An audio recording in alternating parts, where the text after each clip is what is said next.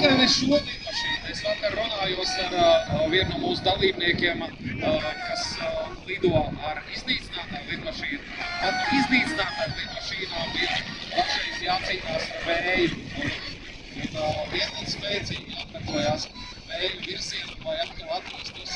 Dobilsim tajā sajā, iecerētajā trajektorijā, redzam, lidmašīna gandrīz karājās gaisā, pateicoties pretvējam, pateicoties tam lēnajam ātrumam, lidmašīna var nodrošināt gaisā.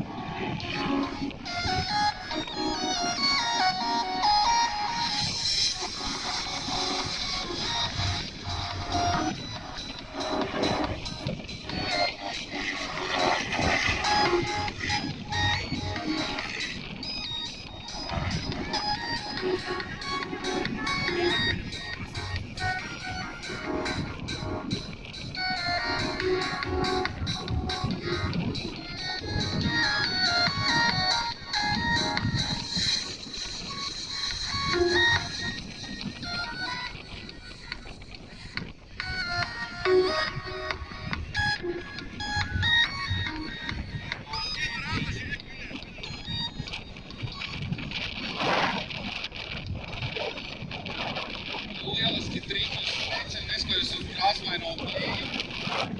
Nepieciešama ļoti augsta koncentrēšanās no pilota puses, lai nokontrolētu lidmašīnu šajās brāzmās un nejauši nepieskārtos ar spārnu, neaizķertos, jo tikko būtu aizķeršanās, būtu rotācija un kas zina, kas varētu notikt. Tā kā šie triki ir visai bīstami, visai grūti izpildāmi.